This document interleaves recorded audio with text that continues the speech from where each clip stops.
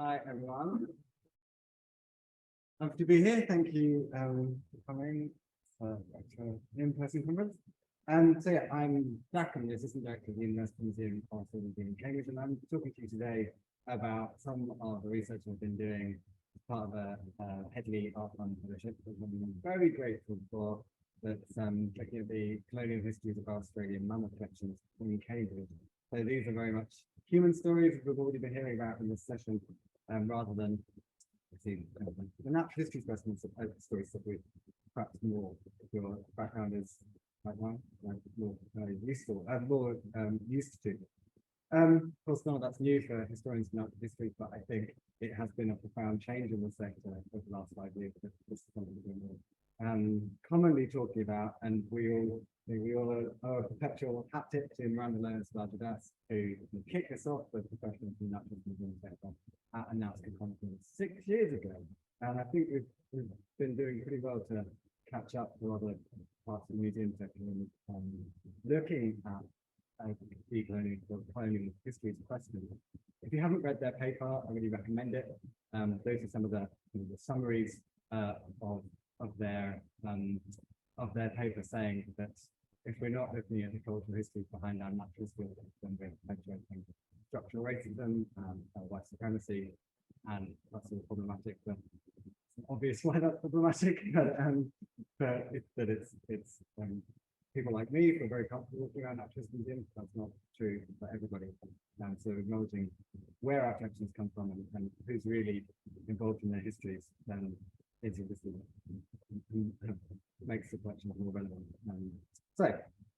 What I plan to do is my time is to share some of the stories from that Headley research project, and how I've been going about it, using examples of what I've found as more tangible ways of explaining them. And as I say, well, all of these have got are examples, I think, of both the human and the environmental costs of the colonial project, which have gone very much hand in hand. So despite 20 years in the sector, for me, these have been some of the most eye-opening things that I've come across about our specimens in my career. It's really changed the way I look at our collection. So in that, is there a quick answer to the how to do decolonial research? As far as I can tell, there isn't one way of doing it. But obviously the underlying element is to recognize how colonialisms and its framings have shaped the way that events took place. And these can be anything from major historical movements to individual minute acts. And then also decolonial research talking about how those stories have been communicated. So these are a few of the approaches I've taken. I'm going to spend, as I say, some time talking about some of the findings. To start on the right-hand side. So the more positive side of this work has been looking for people that have been anonymized through colonial practices, and how do we go about finding them? So we've already heard some talks about this. In zoology, at least, the labels are not particularly useful for talking about looking for First Nations or female collectors, for that matter. They often say the name of the donor rather than the name of the actual collector. As I'll discuss, if we look at what's been published about collecting, then it seems, if you read something and it says, oh, this is collected by my dear friend, insert white man here, you then assume that's the person who's collecting it. If you then dig deeper, you find that isn't actually the case, and they were working with expeditions in that perspective. But sometimes the specimens themselves do tell us some stories. And then if we're looking at colonial context of collecting, you could start from many directions. You can look at a place in time to say what's going on in South Africa at the turn of the 20th century. We can start with an event. So what specimens have we been collecting that happened during the Boer War, for example? We can start with an animal. So my most recent book, After Matters, looks at how platypuses and other Australian animals were framed by colonial figures in the 20th, 19th, and 18th centuries. And then just supported with historical framings. And I think as a zoologist, sounds most challenging, because the question is, how do you actually know about these things that you don't know about them? But if you, well, I'll use a specific example. So this is an example from paper Rebecca Mason and I wrote a couple of years ago about legacies of colonial violence in natural history collections, and it was surprising to see how violent these stories are. This is a spring hare, South African rodent, that I put up on Twitter as a lockdown quiz, close-up quiz, with a picture of this thing. What is this? Close-up. And when I revealed the answer, someone looked at our online database, and this is an interesting, useful example of democratizing knowledge. I put in an online database and said, oh, this specimen was collected at Bredefort Road, which is on our database. Did you know Bredefort Road was a Boer War concentration camp? I did not, because the Boer War is not taught, and this wasn't taught in my school. So then digging into this, so there's a real spectrum of violence in our collections, and it's going to be uncomfortable to think about this, but obviously, I'm sure we all recognize from the questions that people ask us in Naturalist Museum is, where did you get all this stuff? And I think they understand that, oh yeah, they were sent from figures all across the world back to museums, back to civil. They might not realize is that some of those people who are out in the world were in the process of invading and annexing other countries. So Gerald Barrett Hamilton is a famous British mammalogist, but he was also a soldier from the Boer War stationed part of the British Army who was running concentration for the refugees that were created, that were forced off of their land by British soldiers burning all of the farms in parts of where the war was taking place, and that killed 44,000 civilians died in the camps away. Whilst Barrett Hamilton was running those camps, he was also collecting specimens now in our museum in Cambridge, in the Naturalist Museum, and in South Africa. And I think that is a surprising answer to where did you get all this stuff.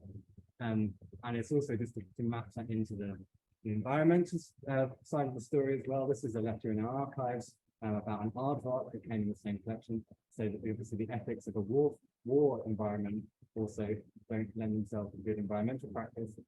So talking about this aardvark, one of our curators has written to another. We know, of course, the species is now vigorously protected but scheduled for soldiers in Boer land and the Navy Americans. Collecting this, despite the fact they know it's legal to do. Then that was an example of collecting during the active invasion. This is an example of collecting after the invasion, so in a settled colonial environment. So thylacines, most of you know, the largest species of marsupial carnivore at one times. Last known individual died in 1936, but in 1830, was the first time that a bounty was put on thylacines. They were accused of killing sheep. 1830 is also the year that the first bounty was put on Aboriginal people in Tasmania. Both thylacines and Aboriginal Tasmanians were seen as pests in their own environment, and the colonial machine sought to remove them actively from their environment. The story that I'll tell here, to spare the details, is that it turns out we have an amazing collection of thylacines. The person that was sending them to us is an solicitor named Norton Alport, who read 800 of his letters, and you start off thinking this is a bad guy, and then you read you get into their life histories, and you think actually this is he's funny. He's people are complicated, but he reveals in his letters that he was the person that was also sending. So he sent more thylacines from Europe and England. He also sent more Indigenous remains to Europe and England. And the paper that I've got coming out now as the naturalistic later this year tells the story of the intertwined movement of how thylacine remains and Aboriginal Tasmanian remains were traded in New Zealand with the practice of natural history as their numbers declined due to colonial exploitation drove up museum development. And Alport was writing to museums in Europe saying, these specimens are getting really rare now, and building his own reputation by trading these specimens. So when he died, he was obituarized as the most eminent scientist in the colony, despite the fact that he published very little. He was given a load of letters after it, including honorifics by European societies, scientific societies, because he was contributing what we could see in his valuable specimens to the extinction. I should say that Tasmanian Aboriginal was one of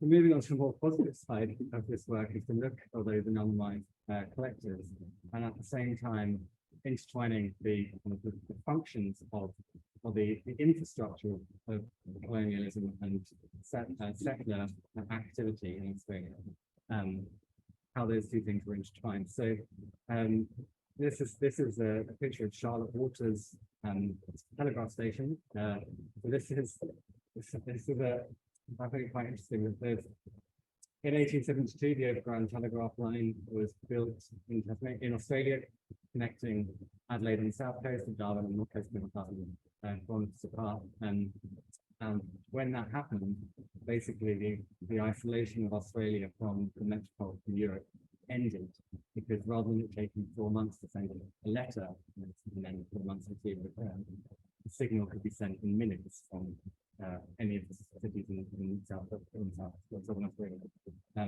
But to do that, they had to build repeater stations across central Australia, and that caused the colonization of the centre. So Charlotte Waters and the other 10 repeater stations on the line were the frontier.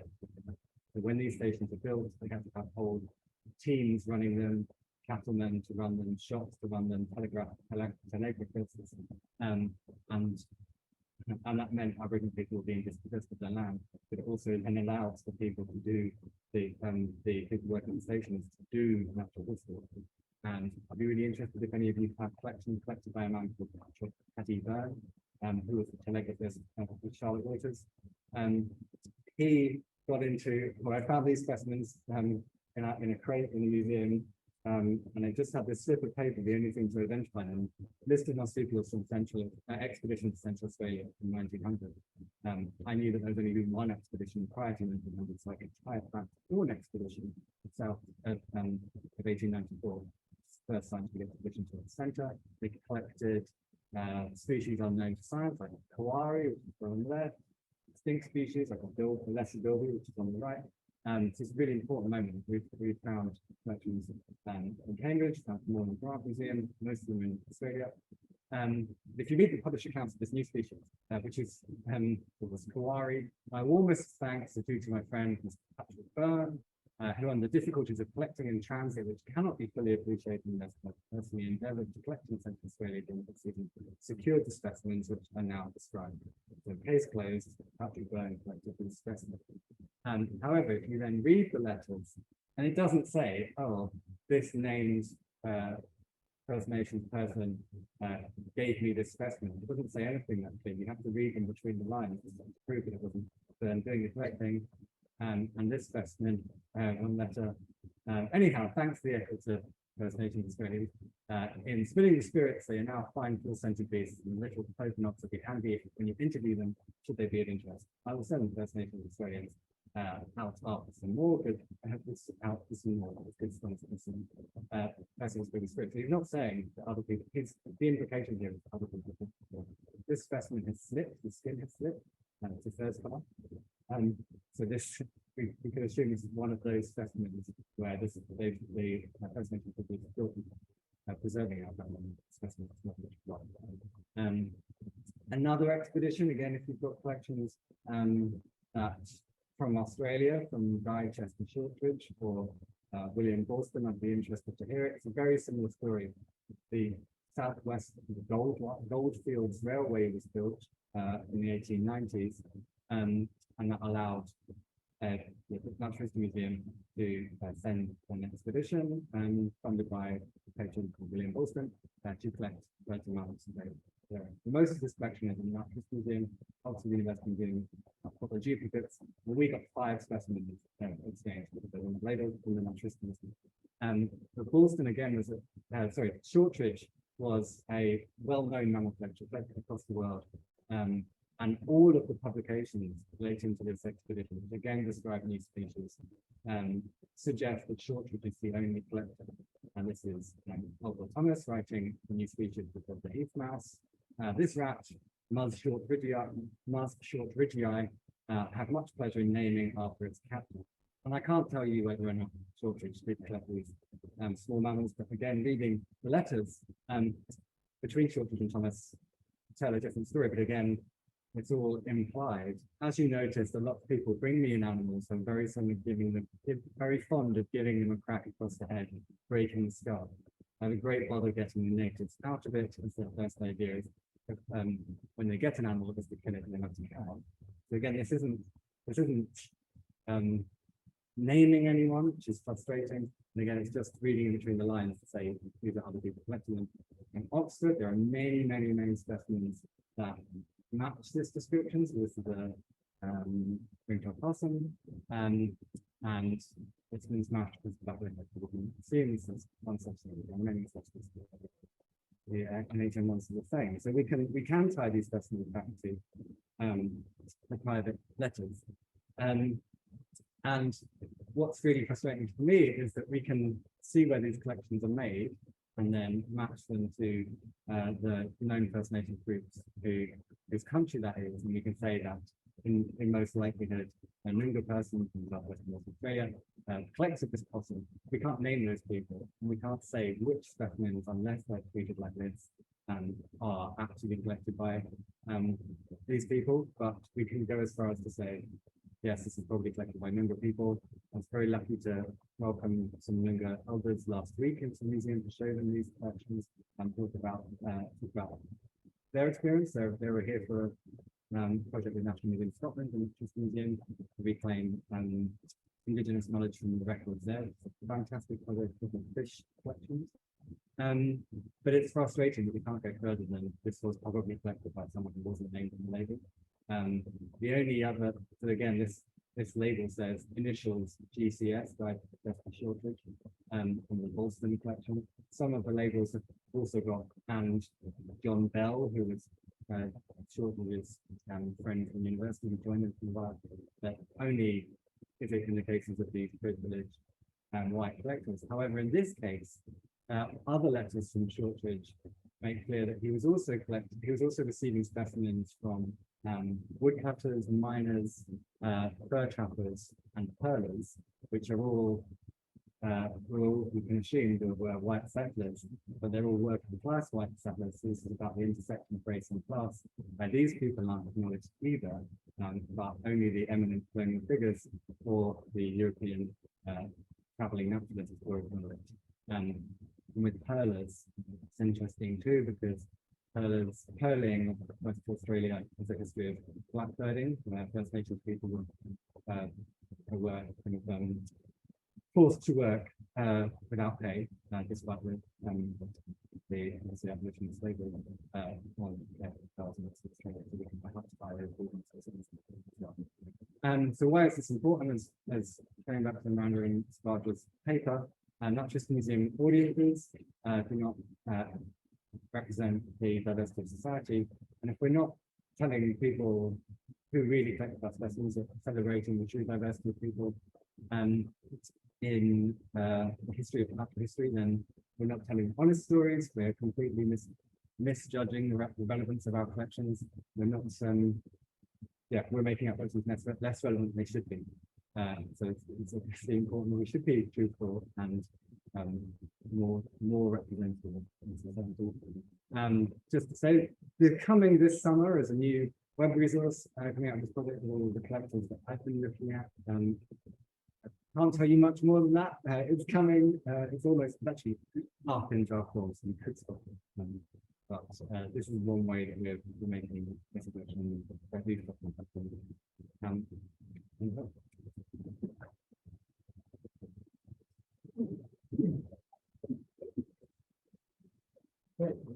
Thank you, that was a fantastic talk. Questions for Jack? Sorry, could you speak into the mic? That would be fantastic. Hi. I just wanted to know, I do think that big money.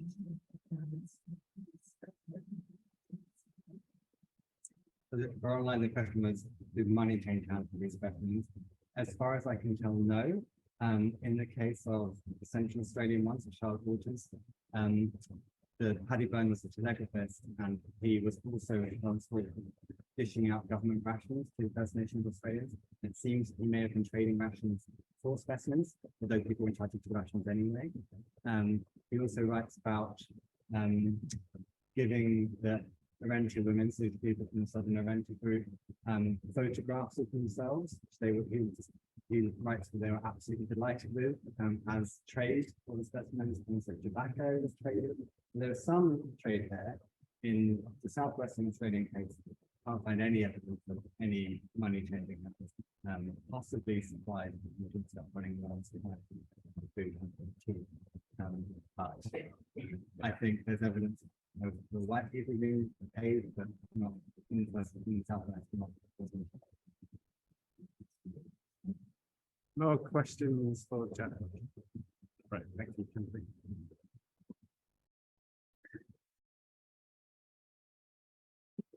Really enjoyed your talk. I have a question related to naming, what you think about maybe the European tradition of naming a particular person, whereas in other groups, including what I've encountered in my own research, Indigenous person, for example, Quebec, we have an active tribe that are more oral histories, and so credit is usually not always given to a person, but to a group, and whether we should be rethinking how we give those types of attributions, if we cannot find a singular name, maybe identify an Indigenous.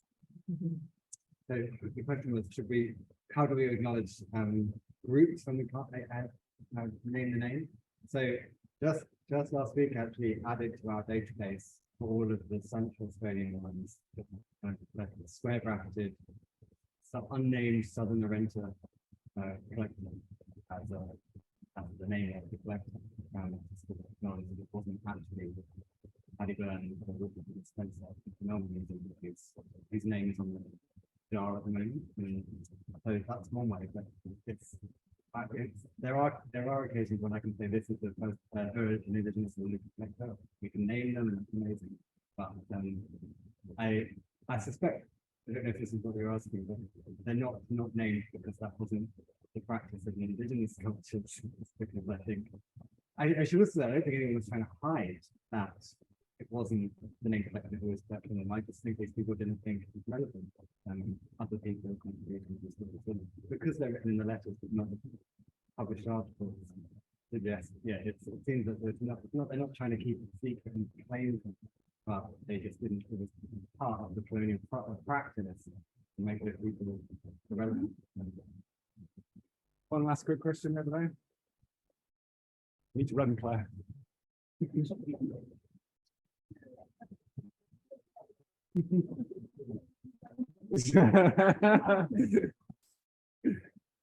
much. It's really interesting. And I guess so. I'm from the south, with the Mexican stuff earlier. And so we have an archive and growing archive. I think in the spirit of acknowledgement, what would you say the steps are? Maybe limited to rules trying to sort of start this person to be aware this is not my history, but we want to do something to say this. The question was, what would be the first steps if they're trying to make an archive? Is that the question?